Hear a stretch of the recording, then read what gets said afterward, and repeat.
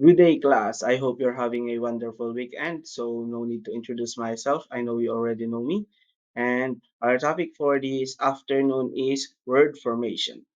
So, let me share you our learning objectives. So, by the way, class, you can just pause it if you want to read the learning objectives of this topic. So, let's continue. So what exactly is word formation? So word formation is a morphological process.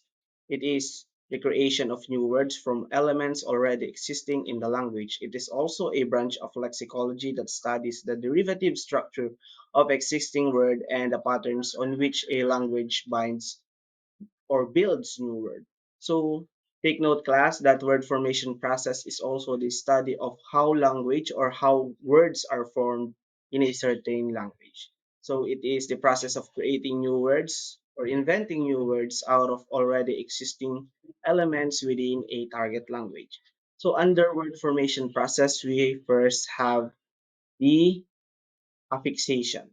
So affixation, it is a word formation process which are bound morphemes. They are letters generally added to the words to change its meaning. So I know that you're wondering, or some of you are wondering, so what is affixation? So affixation is panlapi in Filipino. So under affixation, we're going to discuss two subcategories. So the first one is prefixation. So prefixation is unlapi in Filipino. So what is prefixation?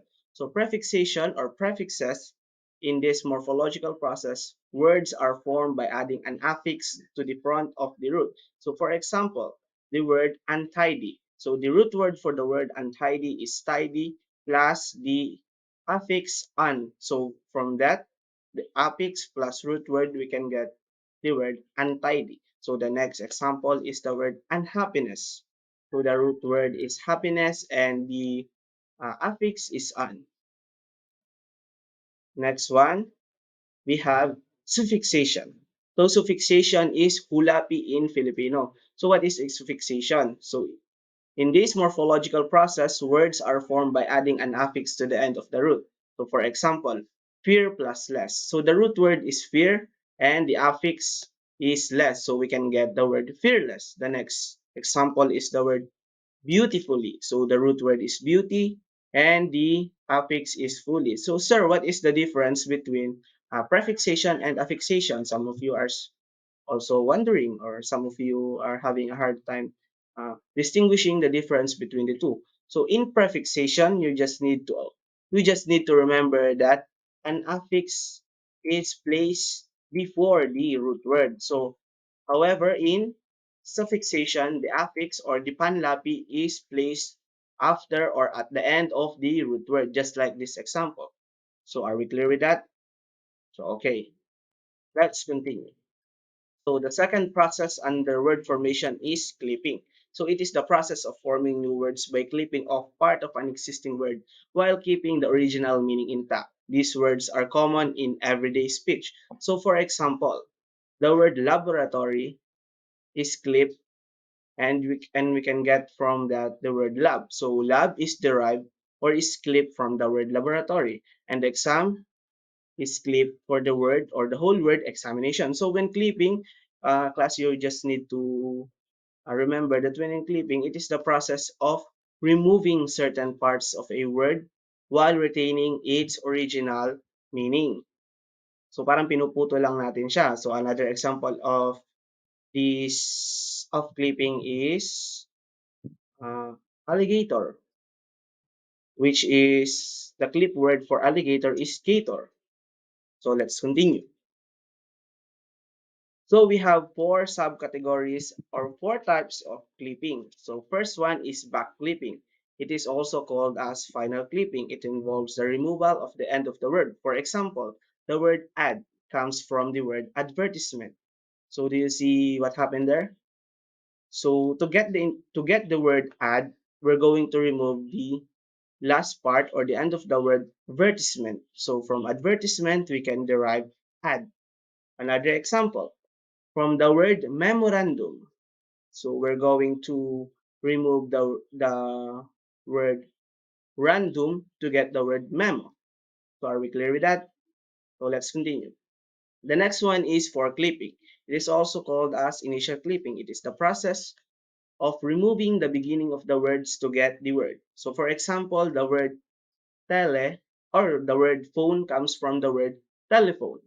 So what is the difference between them? So in back clipping, you're going to remove the end of the word to get the word. And in for clipping, you're going to remove the initial letters or initial words to get the word. So another example for clipping is like my example before, gator, which is derived from alligator. So let's continue. So the next type of clipping is middle clipping. It is also called medial clipping. It is the extraction of the beginning of the word to get the new word. So for example, the word flu is derived from influenza. We're going to remove the initial in and ensa to get the word flu. Another example is fridge from refrigerator. We're going to remove the word re and rator to get the word fridge. So are we clear with that? So let's continue. The last type of clipping is complex clipping. It is the process of removing multiple parts from multiple words. So for example, the word cablegram is derived from the words cable telegram. And the word sitcom is derived from the word situation comedy.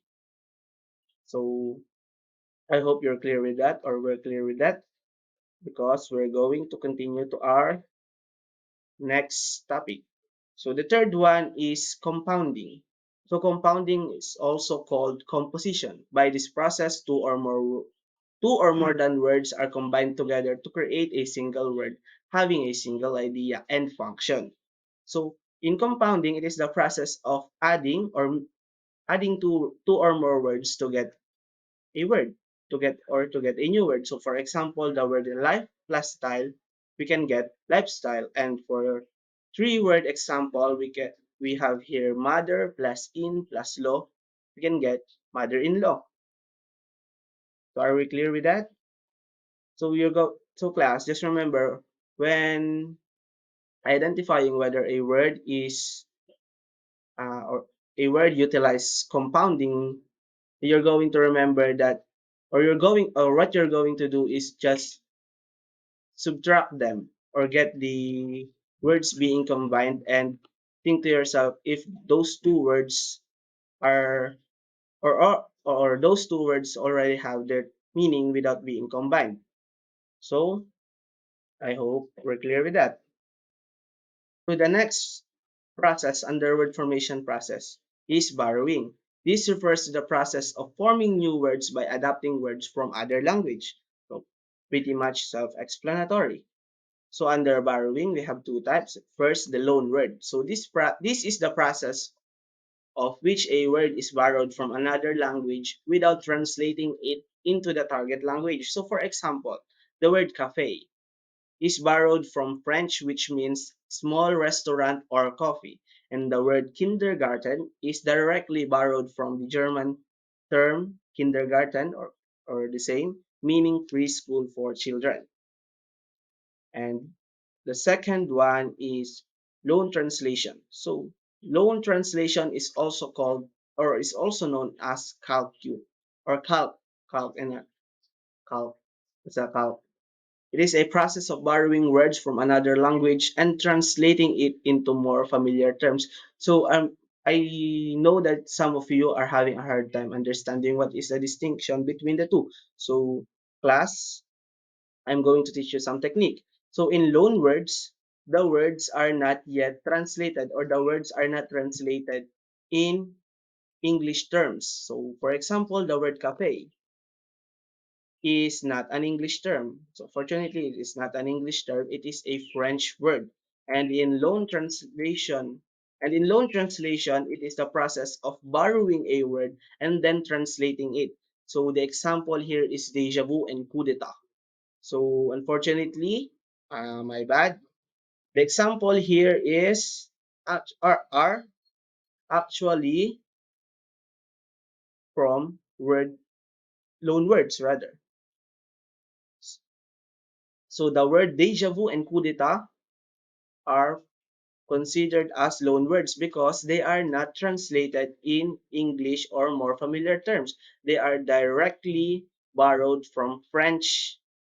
Both of them are actually borrowed from French, which means meaning already seen from déjà vu, and for coup d'etat, it means a sudden overthrow of a government through military force. So I have here some example of words or terms that are under loan translation. So the moment of truth. So the moment of truth is actually not an English term, or it does not originally came from English. So the moment of truth is actually derived from a Spanish term, momento de la verdad. And I have here another example, killer whale. So killer whale is directly borrowed from also a Spanish term, ballena asesina. And Adam's apple. So Adam's apple is unfortunately derived from a French term, pomme d'Adam. So you see the difference between the two. In loanword, you're going to borrow a word from another language without translating it or interfering with its spelling. And for the loan translation, you're going to borrow a certain words or a certain terms and then translating it into a more familiar terms. So I hope we're clear with that. So let's continue. So the fifth one is the coinage. It is also called invention. It is a morphological process by which new words are invented. Sometimes popular trademark names of various products are adopted by people so extensively that they ultimately become the everyday word of a language. So for example, the word Xerox. So class, do you really think that the word Xerox is the correct term? So no. So the right term for that is actually photocopy because the word Xerox is actually the name of a company or a famous company that make photocopy machine, and the word Google. So some people are using Google, the browser, as synonymous to the whole internet, but that actually is not the case because Google is just a browser, and it happens to be the most famous browser that eventually it became uh, an everyday language because it is so popular. So are we clear with that? So another thing that you're going to remember for coin words are these are words that are invented in response to a phenomenon or a need. So we here in the Philippines actually have many coin words. Like for instance, we're going to buy something from the sari-sari store. We're going to say, Kuya or ate, pabili naman po ng Colgate, yung happy please. Diba nakita niyo ba yun? Instead of saying, Kuya and ate, pabili naman ng toothpaste, we already said the brand name without being aware of it and then asking for a different brand. So, di ba, madami tayong coin word dito sa Pilipinas. So, coin words are actually or more famously derived from uh, trademark names of famous products or companies. So, I hope we're clear with that. So, here are some examples pala for reference. So, let's continue. So, for the sixth one, we have blending, also called portmanteau, wherein the part of two or more words are combined together to form new words. So I already prepared some explanation for this because I know that blending and compounding are really nakakalito for some students. But fortunately, I have prepared here an explanation on what is the distinction between the two. So see class that in blending, you are just going to combine two or more words without changing or interfering with the spelling. Like our example earlier, life plus style. 'Di ba? Hindi naman natin binago yung spelling niya. Pinag-combine lang natin siya, pinagdikit lang natin siya, but still, yun pa din yung spelling. And another thing to remember, class, that in compounding, we're going to add words that already has similar meaning or may ano sila may pagkakapareho dun sa meaning nila. But in blending, on the case of blending, we're going to add words that are completely alien to each other or completely different from each other. And for the spelling or for their spelling, we're going to mix it. Like for example, the breakfast or the word breakfast plus lunch become brunch. See, the spelling is being mixed up. And for the second example, the word motel, which is actually a combination of the words motor plus hotel. So I hope you're clear with that, or I hope I managed to answer your confusion regarding the difference between blending and compounding. So I also here have some example under blending. So the word binary plus digit, we can get the word bit or bit. So see, we are interfering or we are modifying its spelling to get the word that we want to get. See, di ba tinagtag natin yung mga kadugsong nung binary and nung digit to get the word bit. So I hope we're clear with that. So let us continue. So the seventh one is acronym. So it is the process of forming words through combining or getting the initial letters of the words or group of words. So under acronym, we have two types. First is acronym. So for example, the word UNESCO is actually derived from a much lengthier term, United Nations Educational, Scientific, and Cultural Organization. And the second one is initialism. So, sir, what is the difference between the two? So, good question. So, the difference between the two is that acronym is actually getting the series of initial letters of a much longer term and then reading it as one. Kagaya nga ng example natin dito, the word laser is being read as one word.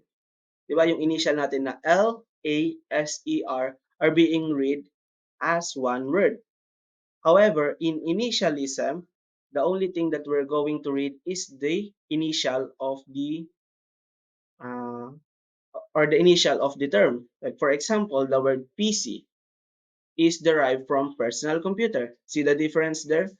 In acronym, you're going to read the series of initial as one word, where in initialism, you're going to read the initial as separate entity.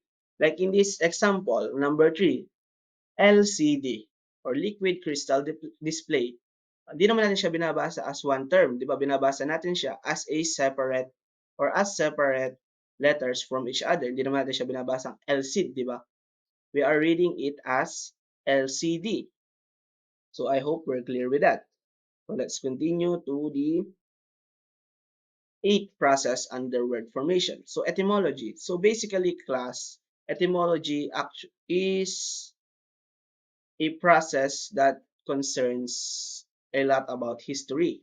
So it is the study of how words are formed or how words came to be. So according to our definition here, this refers to the changing of a word or phrase over time which results from the replacement of an familiar form by a more familiar one. So for example, quick trivia na din. The word salary comes from the word salt, and the word salt comes from the Latin word solarium, which means salt money. Because fun fact, back in the ancient time, the Romans do use salt as a form of payment or as a form of money. Because salt is so expensive back then, it is a it is a staple of how can I say that? Yung kailangan nila. And the word salary is actually derived from the Latin word solarium. So see, etymology mainly deals with history. I also have here some example or other example under etymology. So fun fact, the word quarantine actually comes from a Venetian law, Trentino, which means 30-day period. So Trentino is uh, made during the Black Death plague in Europe, and the word Trentino eventually evolved into the word quarantino, then to the word quarantine in English. So see there? So class, the only thing you're going to remember pala in identifying whether a word is or utilize etymology is the word or do the word have a much historical origin, or if the word comes from another Latinized or often Latin terms. So, kung yun yung mangyayari, idiomatic na yun, etymology nang gagaling yun. So, let's continue. So, the last one is abbreviation. So, it is a word formation process in which a word or phrase is shortened. Although it is largely a convention of written language, sometimes it is carried over into spoken language.